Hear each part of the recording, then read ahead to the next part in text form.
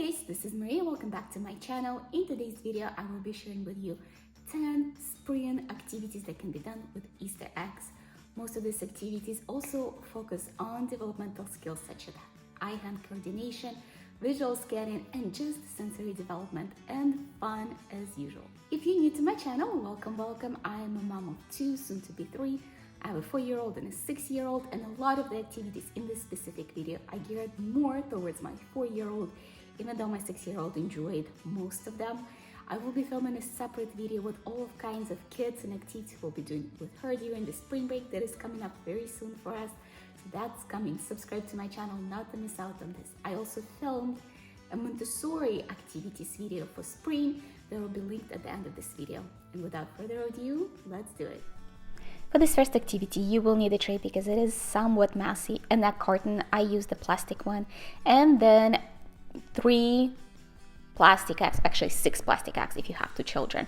I kind of sorted them out in different colors. Then you will also need food coloring. I did 3 for each kid, so if you have only 1, you need only 3. Baking soda. So this activity is basically an extension of soda and vinegar activity, and then it's Fizzy Eggs. My kids love soda and vinegar experiments. There's so many out there. I probably should just do a video on that. But basically I'm putting quite a bit of soda in the middle, and then you need 2 bottles of vinegar, or 1 bottle of vinegar that your children can drop on the Fizzy Eggs, and spoons to scoop it all inside the eggs. So we started with adding some drops of food coloring inside the plastic eggs and then putting a little bit of soda on top.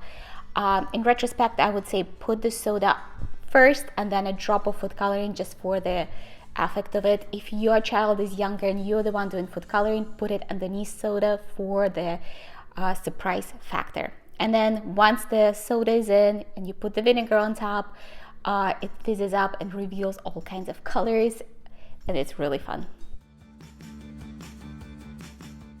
I will also be leaving the list of required materials for all these activities in the description below, so make sure to check it out.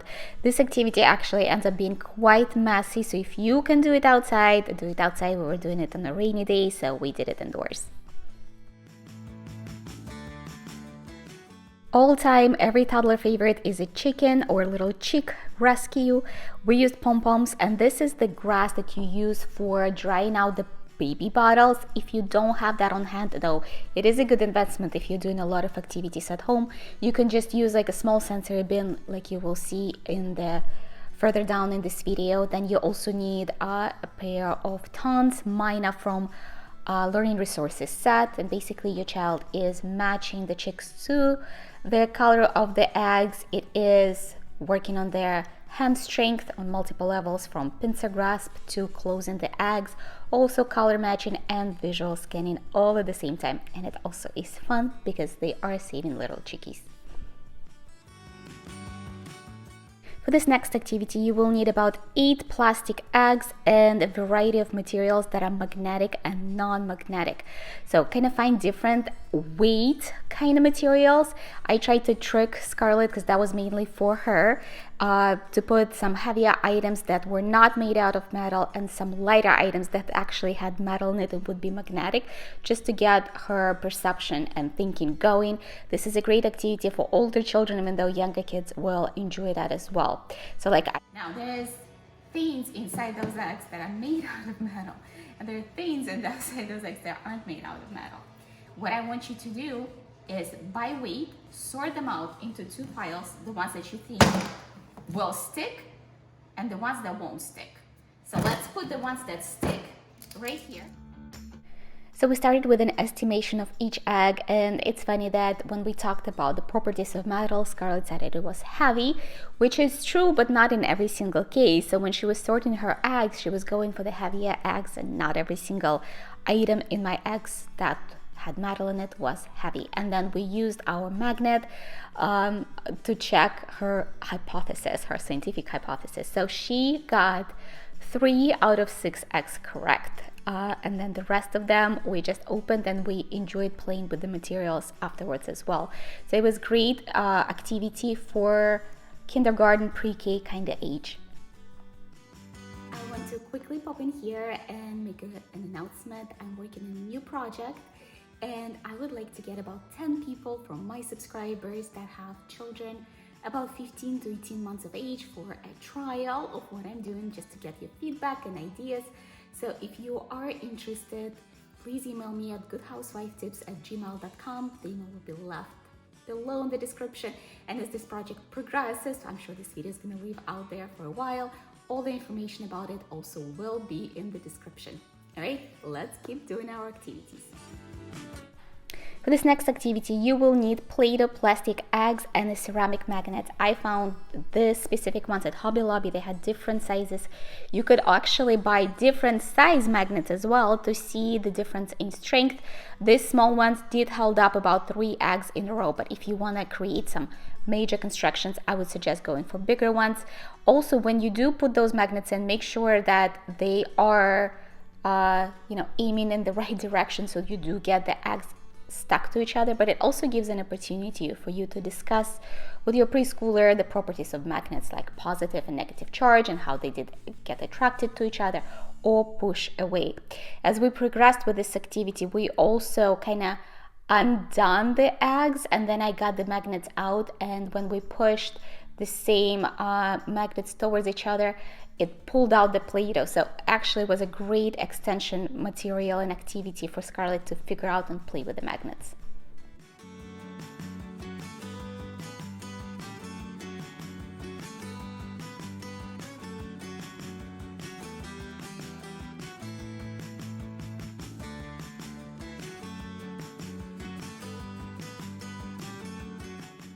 This activity is great for any age. My idea was for Scarlett to build a tower, where she did build a tower, but that was about it. And then she's a very creative kid, so she kind of moved on to creating a sculpture of herself out of Play-Doh and Easter eggs, which is totally fine. Incorporating Easter eggs in the Play-Doh play, you can pretty much incorporate anything in a Play-Doh play, and it will be really fun.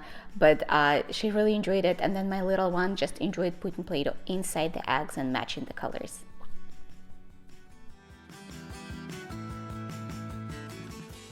For this sensory bin / activity, you will need paper shreds. You can buy those at Hobby Lobby and Easter section. I also picked up the carrot stickers. They're made out of felt, so they're a little bit more hardy. Those little chickies, which my kids love those chicks. They can play with them even outside of this activity. Then I kind of scattered it all around, and I also put in the butterflies.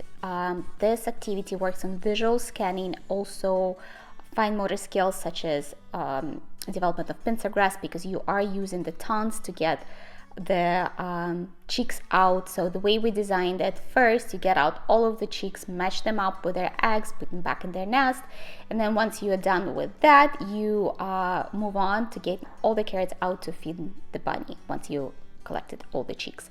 Now kids love this. Justin did it, as he did it the first time, and then he came back to it again and really enjoyed it. And even Scarlett really enjoyed that as well, even though she's a 5-year-old, and you would think that some of those activities might be not as fun. She still likes them.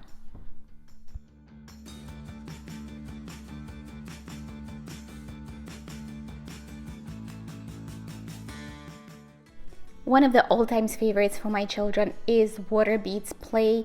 The utensil that Scarlett is using comes from the Learning Resources set. I will link it for you in my store because it has been wonderful for all kinds of sensory bins. But basically, for this one, I have 3 different colors, and I have matching colors of the eggs.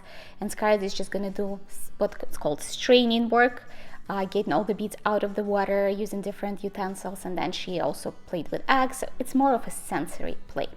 For Justin, we used water beads for a sorting activity, and he is using an egg carton, matching egg shells, and then he's using one of the utensils that comes with the Learning Resources set, as well as the tiny measuring spoon to get like a stray colors out, and he's matching it to the color of the eggs.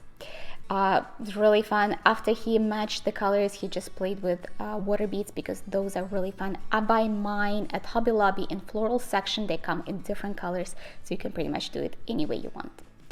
This activity is an older one and I did share it with you in one of my other videos, but it is with Easter eggs, so I'm bringing it here as well. It is just a pom-pom and clothespin sword. It is really popular with toddlers. It was filmed about a year ago, so Justin was just turning 3 when we did that. So I had, I believe, 6 different colors of eggs, 6 different colors of pom-poms, and he had to sort it. Another great activity is just a transfer work where you get your child a measuring spoon or any kind of other device that they can put the whatever you transfer. It could be colored rice, it could be beans, like in this case, inside the plastic eggs, and then snapping them shut. Snapping them shut works on the hand muscles, which is very important. I hope you enjoyed this video and I gave you some good ideas. If you did, make sure to give me a like, subscribe to my channel, and I will see you later.